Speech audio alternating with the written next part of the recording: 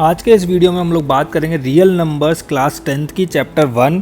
तो real numbers मतलब वो नंबर्स जिनको हम नंबर लाइन पर रिप्रेजेंट कर सकते हैं। सारे numbers, whole numbers, integers, natural numbers, rational numbers, irrational numbers, ये सब नंबर्स क्या होते हैं? रियल नंबर्स होते हैं। वो नंबर्स जिनको हम नंबर लाइन पे रिप्रेजेंट कर सकते हैं, उन नंबर्स को हम क्या बोलते हैं? Real numbers. तो रियल नंबर्स क्लास 10 चैप्टर जो है वो पूरा 4 पार्ट्स में डिवाइडेड है।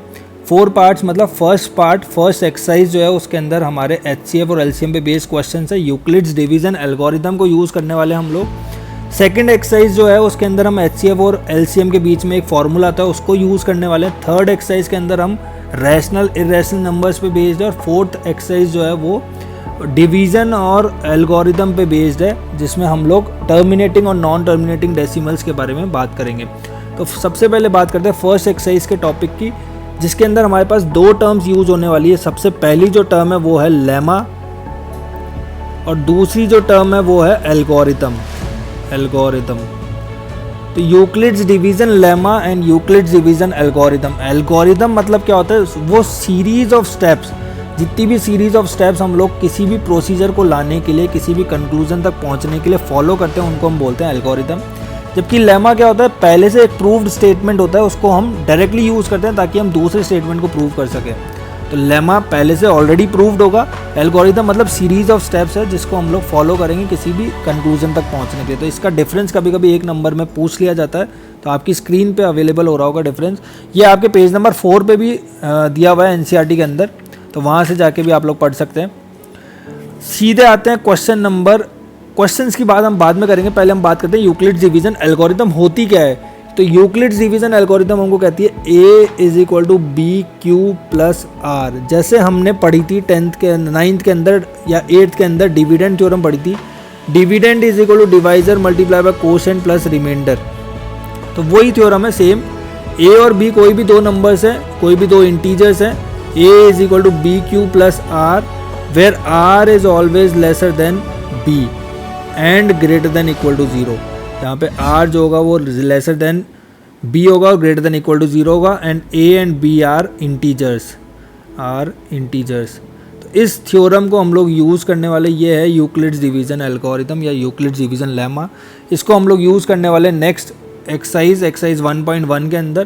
तो सीधे बात करते हैं एक्सरसाइज 1.1 क्वेश्चन नंबर फर्स्ट के फर्स्ट पार्ट की। बहुत ईजी और बहुत सिंपल है। यूक्लिड्स डिवीजन एल्गोरिदम को यूज़ करते हुए हमको HCF निकालना है 135 एंड 225 का।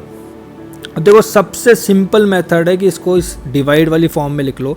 जो बड़ा नंबर है उसको डिविडेंड बना लो और छोटे नंबर को डिवाइजर। तो ये 1 टाइम जाता है 135, कितना बचा 90। ये पूरा जो हम लोग कर रहे हैं ये रफ पोर्शन है, फेयर वाला मैं वर्क बताऊंगा अभी। तो 135, अब जो डिवाइजर था उसको बना लो डिविडेंड बन गया 135। 90 1 टाइम्स 90 कितना आया 45। अब जो डिवाइजर था, यहाँ पे डिवाइजर क्या था 90 को लिखो इधर। 90 2 टाइम्स 90, 45 2 टाइम्स 90, रिमाइंडर बचा 0। जहाँ पे रिमाइंडर 0 बच जाए वहीं पे हमारा क्वेश्चन खत्म हो गया। अब इसको लिखना किस तरह से है? तो डिविडेंड क्या था हमारा? A की वैल्यू कितनी थी 225। डिवाइजर क्या था 135। कोशेंट क्या आया था हमारा? यहाँ पे कोशेंट क्या है? ये कोशेंट है। इस कोशेंट को लिखते हैं इधर। तो हम लोग थ्योरम कौन सी यूज़ कर रहे हैं? A = BQ + R। अब कोशेंट क्या है 1, तो मल्टीप्लाई बाय 1 प्लस रिमाइंडर कितना बचा है यहाँ पे 90 रिमाइंडर है। ये 90 रिमाइंडर है, तो इसको हमने लिख दिया यहाँ पे। नेक्स्ट हम लोग नेक्स्ट स्टेप में, अब डिविडेंड क्या है यहाँ पे? नेक्स्ट वाला जो डिवीजन है इसमें डिविडेंड ये है, डिवाइजर ये है, कोशेंट ये है और रिमाइंडर ये है। तो लिख देते हैं इस बार।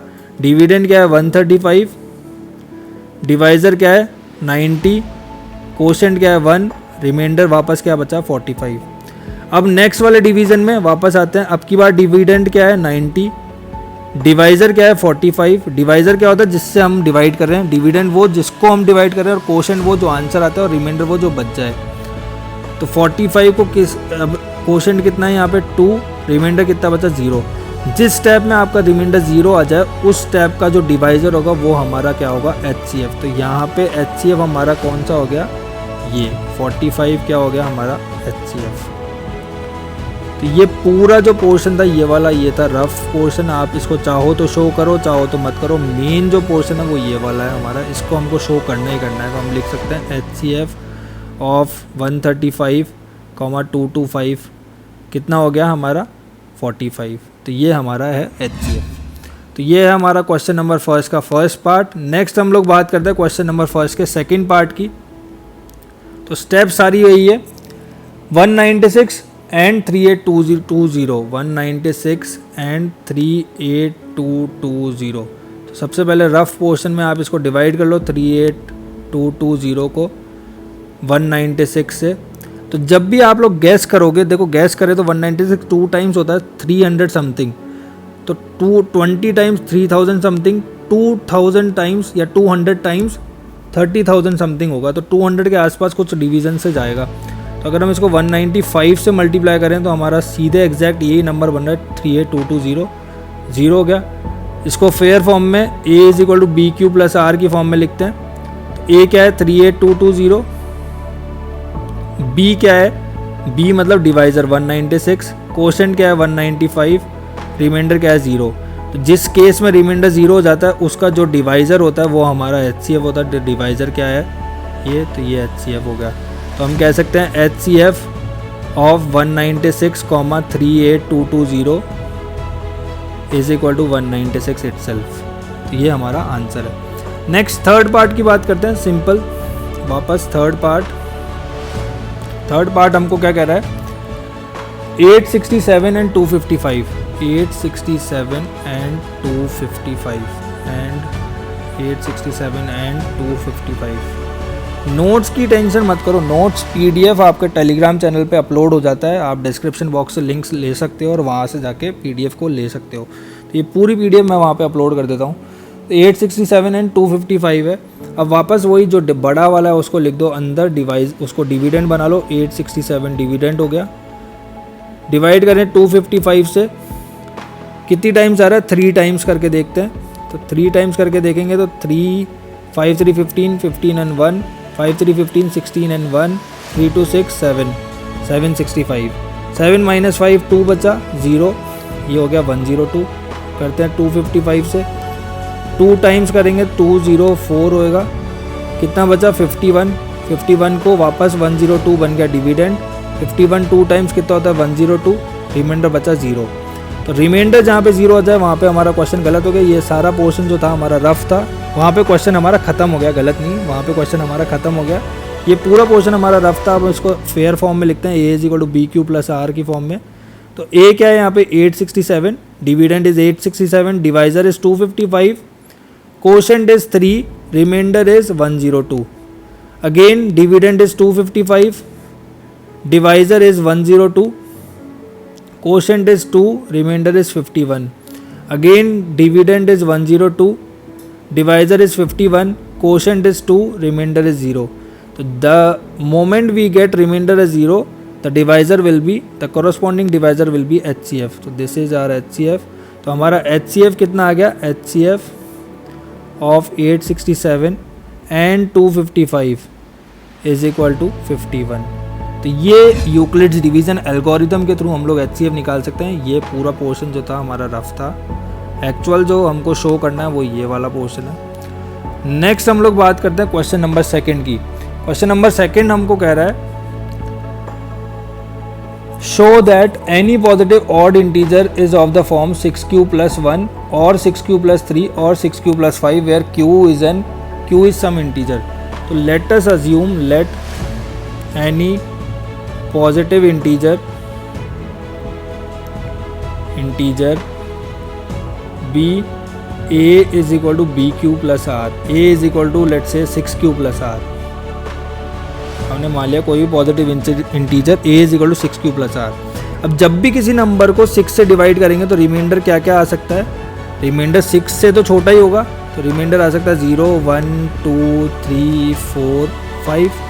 भाई 6 से डिवाइड करते तो रिमाइंडर 6 से तो छोटा ही होगा, रिमाइंडर की वैल्यू 6 से बड़ी नहीं हो सकती। हमने यहाँ पे बात करी थी ना, r is always lesser than equal to b, ये हमने बात करी थी यहाँ पे। तो रिमाइंडर हमेशा क्या होगा 6 से छोटा होगा। तो ये रिमाइंडर्स हो सकते हैं। अब रिमाइंडर अगर 0 हो जाए, if remainder is equal to 0, this implies a की वैल्यू कितनी होगी 6q plus 0। तो हम इसमें 0 से कोई फ़र्क नहीं पड़ता, 2 को बाहर ले सकते हैं, तो ये 2 का मल्टीपल हो रहा है। इसका मतलब ये 2 का मल्टीपल है कुछ, है ना, जहाँ पे m कुछ भी वैल्यू होगी, है ना, विच इज़ 2m, राइट। तो इसका मतलब अगर कोई भी 2 का मल्टीपल है तो वो कौन सा नंबर होता है, वो even होता है। If r is equal to 1, अगर r की वैल्यू 1 हो जाए तो a इज इक्वल टू कितना होगा 6q प्लस 1। तो अगर हम 2 को कॉमन ले लें 3q प्लस 1, इसका मतलब ये 2 का मल्टीपल है कुछ प्लस 1 है ना। 2 का मल्टीपल प्लस 1 क्या होता है, ऑड नंबर, है ना। नेक्स्ट आते हैं if r is equal to 2 हो जाए तो a की वैल्यू कितनी हो गई 6q प्लस 2। तो 6q प्लस 2 मतलब 2 को कॉमन ले लेते हैं तो 3q प्लस 1। तो इसका मतलब क्या हो गया, अब देखो 3q प्लस 1 मतलब ये वापस क्या बन गया 2 का मल्टीपल। अब 2 का मल्टीपल मतलब क्या होता है, इवन नंबर, तो ये वापस हो गया even. If r is equal to 3 ले लेते हैं, if r is equal to 3 हो गया मान लेते हैं, तो r की वैल्यू 3 का मतलब क्या है, a इज इक्वल टू कितना हो गया 6q प्लस 3। अब इस 3 को हम लोग ब्रेक कर सकते हैं, क्या लिख सकते हैं 6q प्लस 2 प्लस 1, क्यों, ताकि हम 2 को कॉमन ले सकें। तो ये कितना हो गया 2 कॉमन आ गया 3q प्लस 1 प्लस 1। तो इसका मतलब ये वापस क्या हो गया 2 का कुछ मल्टीपल है प्लस 1 है। तो इसका मतलब 2 का मल्टीपल प्लस 1 क्या होता है, odd number. If r is equal to 4 हो जाए तो इसका मतलब a इज इक्वल टू कितना हो गया 6q plus 4। Directly we can take out 2 common, so it will be 3q plus 2, so this will be 2m type, right, which is even. अगर r की वैल्यू 5 हो जाए, r is equal to 5, a is equal to 6q plus 5, a की value कितनी हो जाएगी 6q plus 5। इसको break कर सकते हैं हम, इसको क्या लिख सकते हैं 6q प्लस 4 प्लस 1। इसका मतलब 2 को कॉमन ले लिए तो कितना बचा 3q प्लस 2 प्लस 1। तो ये कितना आ गया 2m प्लस 1 टाइप का। तो वापस से 2m प्लस 1 मतलब ऑड। अगर हम r की वैल्यू 6 तो हो ही नहीं सकती, तो वो तो पॉसिबल ही नहीं है। तो r की टोटल 5 वैल्यूज़ थी। तो अब हमको क्वेश्चन कह रहा है कि हमको ऑड इंटीजर्स चाहिए। तो ऑड इंटीजर्स वाले केस कौन कौन से हैं, ऑड इंटीजर्स वाले केस हमारे हो रहे हैं, एक तो ये वाला केस में ऑड आ रहा है a is equal to 6q plus 5 वाला, एक ये वाला केस भी ऑड वाला आ रहा है a is equal to 6q plus 3, और कौन सा ऑड वाला आ रहा है a is equal to 6q plus 1 वाला ऑड है। तो यही तो हमको प्रूव करना है। देखो क्वेश्चन में भी कह रहा है show that any positive odd integer is of the form 6q plus 1 और 6q प्लस 3 और 6q प्लस 5। तो ये हमने प्रूव कर दिया। तो हम लास्ट में लिखेंगे so any positive odd integer question में से पूरा any positive odd integer is of the form 6q plus 1 6q plus 2 6q plus 3 और 6q plus 5 where m is any integer. तो ये हमारा लास्ट का स्टेटमेंट रहेगा क्वेश्चन नंबर 2 का। बहुत इजी था। नेक्स्ट आता है क्वेश्चन नंबर 3 पे। क्वेश्चन नंबर 3 हमको कह रहा है an army contingent of 616 members is to march behind an army band of 32 members in a parade. अब 616 मेंबर्स हैं जो कि 32 लोगों के पीछे मार्च करेंगे, है ना। अब हमको इस तरह से इसको 2 ग्रुप्स में डिवाइड करना है कि सेम नंबर ऑफ कॉलम्स में एडजस्ट हो जाए। अब टोटल 616 मेंबर्स हैं और 32 ग्रुप्स हैं, है ना। 32 मेंबर्स हैं और 616 मेंबर्स उनके पीछे मार्च कर रहे हैं। तो मतलब जो हमारा आंसर आएगा, नंबर ऑफ कॉलम्स जो होंगे वो हमारे क्या होंगे, इस 32 और 616 से तो कम ही होंगे, तभी तो नंबर। भाई मतलब कहने का मतलब ये है कि मान लेते हैं ये कुछ नंबर ऑफ कॉलम्स है, इनके पीछे 32 लोग एडजस्ट होंगे और उनके पीछे 64 लोग एडजस्ट होंगे। तो नंबर ऑफ कॉलम्स इससे और इससे तो छोटा ही होगा, इनसे बड़ा तो हो ही नहीं सकता नंबर ऑफ कॉलम्स। तो अगर ऐसा कोई क्वेश्चन बन रहा है स्टेटमेंट वाला जिसमें हमारा आंसर जो है वो दोनों जो वैल्यूज़ दी हुई है उनसे छोटा है, तो इसका मतलब हमको क्या निकालना है, HCF। हमारा रिक्वायर्ड आंसर क्या होगा, HCF ऑफ 616 एंड 32। तो इसका मतलब हम क्या कह सकते हैं, the maximum number of columns in which they can March, maximum number of columns in which they can march is equal to कितना होगा, HCF of 616, 32। तो HCF निकालो 616 और 32 का 8। तो आंसर हमारा कितना आएगा 8। तो दोनों जो हैं वो 8 कॉलम्स होंगे उसमें मार्च कर सकेंगे। तो आपको HCF निकालना है इसका उसी मेथड से जिस मेथड से हमने किया था। नेक्स्ट क्वेश्चन नंबर फर्स्ट जिस मेथड से किया था उसी मेथड से HCF निकालो और इसका आंसर कितना आएगा 8। Next question number fourth. Question number fourth हमको कह रहा है use Euclid's division lemma to show that the square of any positive integer is either of the form 3m और 3m+1 for some integer m। तो square of any positive integer, तो हमने मान लिया let any positive integer be of the form a is equal to 3q + r, ये मान लेते हैं। तो r की वैल्यू क्या क्या हो सकती है? अब r can be 0, r can be 1 और r कैन बी 2, है ना, या तो 0 हो जाए या 1 हो जाए या 2 हो जाए। तो अगर r की वैल्यू 0 हो जाती है तो इसका मतलब a की वैल्यू कितनी हो गई? 3q। तो a का स्क्वायर कितना हो गया, क्योंकि हमको क्वेश्चन में स्क्वायर कर रहा है, तो 3q का होल स्क्वायर वो कितना हो गया? 9q²। 9 में से हम 3 को कॉमन ले सकते हैं, तो ये कितना बन रहा है? 3 तो इसका मतलब ये कितना हो गया? 3m, है ना, 3 का मल्टीपल है कुछ, है ना। ऐसे ही अगर हम कहते हैं a is equal to r is equal to 1 होता है तो a is equal to 3q+1 होगा। तो a स्क्वायर की वैल्यू कितनी हो गई? 3q+1 का होल स्क्वायर हो गया। a + b का होल स्क्वायर कितना होता है? a² + b² + 2ab, तो लिख सकते हैं इसको 9q² + 3 to 6q + 1। अब इसमें से 3 कॉमन आ गया तो कितना बचा? 3q² + 2q + 1, तो इसको हम लिख सकते हैं 3m+1, है ना, लिख सकते हैं ना। ऐसे ही अगर r की वैल्यू 2 हो जाए तो a की वैल्यू कितनी हो गई? 3q + 2, तो a² कितना हो गया? 3q + 2 का होल स्क्वायर, तो ये कितना हो गया? 9q² + 3 to 6, 6 to 12q + 4, क्या? a² + 2ab + b², तो इसको हम लिख सकते हैं 9q² + 12q + 3 + 1 लिख सकते हैं। पूरे में से 3 को कॉमन ले लिए, 3q² + 4q + 1 + 1, तो ये वापस क्या हो गया? 3 का मल्टीपल +1। तो देखो किसी भी नंबर का इंटीजर का स्क्वायर क्या बन रहा है? या तो 3m+1 बन रहा है, या तो क्या बन रहा है? 3m+1 बन रहा है, या तो 3m बन रहा है, या 3m+1 बन रहा है, या फिर 3m+1 बन रहा है। तो हम एट लास्ट स्टेटमेंट को लिख सकते हैं, so the square of any positive integer is either of the form 3m और 3m+1 for some integer m। तो स्टेटमेंट ज़रूर लिखना जो भी पूरा क्वेश्चन में से है। So the square of any positive integer is either 3m और 3m+1 for any integer m। Next last question की बात करते हैं, क्वेश्चन नंबर 5। अब की बार क्वेश्चन नंबर 5 में स्क्वायर की जगह क्यूब दे रखा है, बाकी पूरा सेम है। तो हमने मान लिया let any positive integer be of the form a is equal to 3q + r। Same question number 4 का स्टेटमेंट है। अब की बार भी वही, r की वैल्यू क्या क्या हो सकती है? r की वैल्यू 0 हो सकती है, r की वैल्यू 1 हो सकती है, r की वैल्यू 2 हो सकती है। तो if r is equal to 0 this implies a is equal to 3q, this implies a³ will be, a³ कितना होगा? 3q का होल क्यूब, तो ये कितना हो गया? 3 3 9 9 3 27q³। a³ की वैल्यू कितनी आ गई? 27q³। इसका मतलब इसको हम क्या लिख सकते हैं? इसको हम लिख सकते हैं 9 का मल्टीपल मल्टीप्लाई 3q³, तो ये कितना हो गया? 9 का मल्टीपल एंड 9m। ऐसी अगर r की वैल्यू 1 हो जाती है अगर, तो a की वैल्यू कितनी होगी? 3q + 1। इसका मतलब a³ की वैल्यू कितनी हो गई?